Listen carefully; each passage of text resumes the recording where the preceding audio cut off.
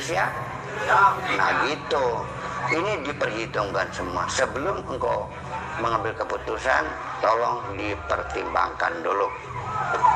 Yang ketiga, apakah memang sekarang waktunya tepat? Itu juga ingat, kita itu melaksanakan sesuatu, kalau waktunya tidak tepat juga ujungnya gagal.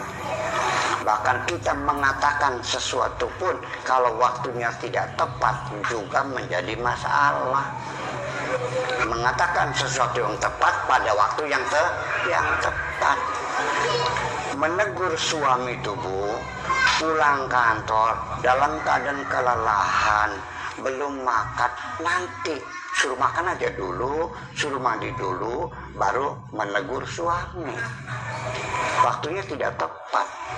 Anak mau dimarahin, pulang sekolah dia belum makan, nanti suruh makan aja dulu, suruh mandi dulu, suruh sembahyang dulu, baru duduk baik-baik. Nah, Mimi hilang duit 50.000, dijemput sih beli.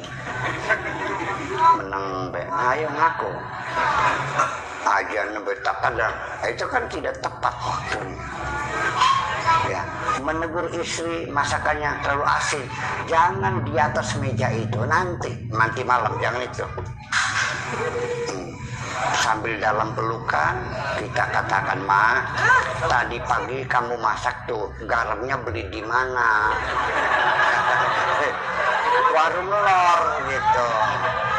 Besok belinya dari warung kidul. Kenapa sih, Pak? Terlalu asin. Itu saja sudah cukup tersinggung istri itu.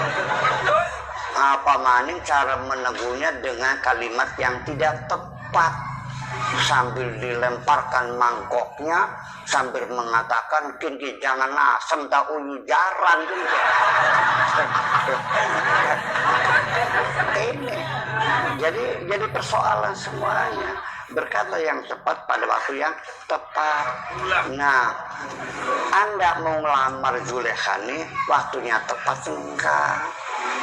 Nggak tahu ya. Nah, perlu tahu, kini lagi peceklik.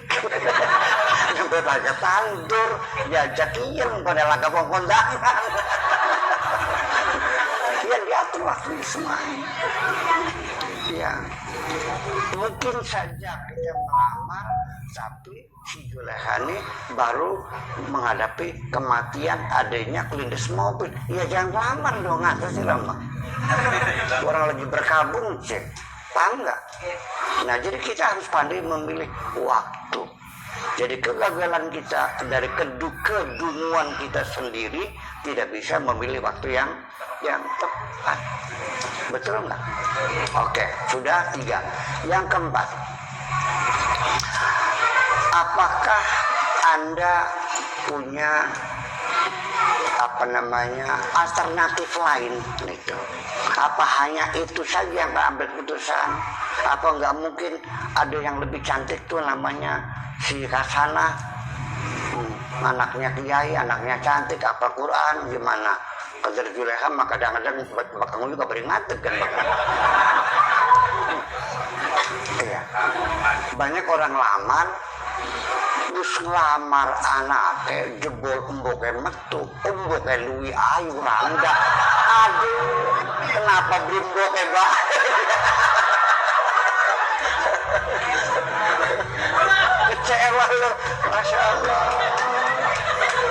Banyak loh ibunya cantik, bisa anaknya kayak belengok.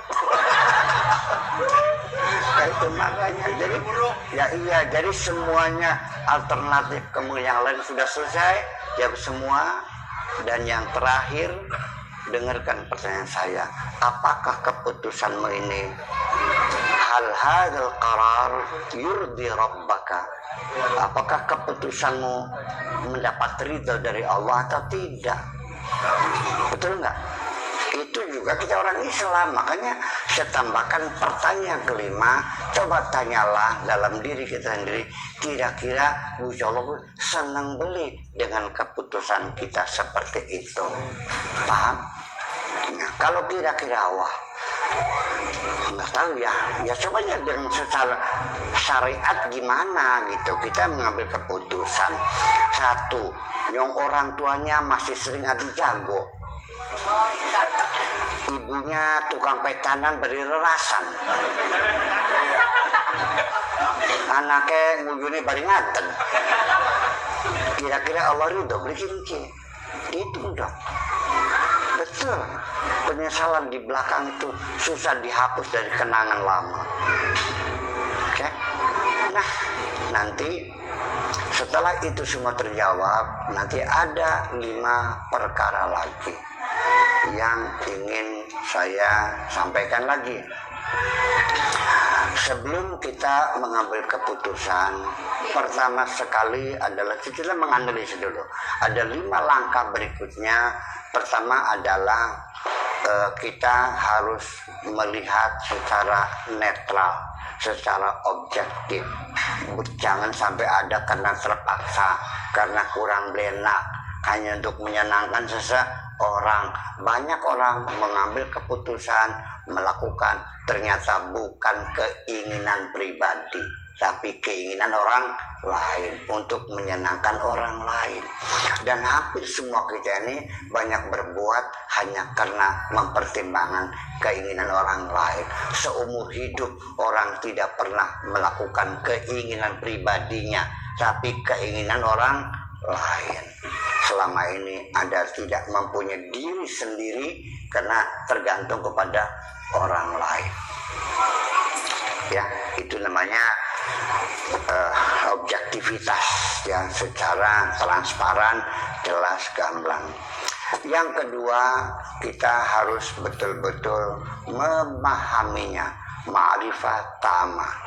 Semuanya dipelajari, dari mulai biaya nakahnya, ijab kabulnya, buat naibnya, buat salaman untuk mubaliknya berapa, kalau nggak mau balik, kalau organ tunggal berapa, undangannya berapa orang, menunya apa, semua dihitung. Jangan, ya kita harus belajar hitung dong, akuntabel semuanya itu. Ya enggak, beli kata guru tuh beli karuan. Terus tanya kepada orang tuamu, "Mi anak beli duit saya." Langkahnya. Ya us mas kawin utang baik, mas Aulia. Boleh mas kawin utang. Utang tuh di negeri Arab karena mas kawinnya 2 miliar. Baru nikah ini mas kawinnya malah 1000. Seperangkat alat sholat mau kena karo sejadah uang lampu sembahyang beli pun. Ya kan, sumelia. Oke, yang ketiga, coba introspeksi. Karena dalam mengambil keputusan itu kita harus punya keberanian. Kalau kita belum berani mengambil keputusan, jangan pernah mengambil keputusan. Iya dong. Kalau kita mengambil keputusan dalam ragu-ragu, fatal untuk kita sendiri. Nanti kita penyesalan, kekecewaan karena ragu-ragu.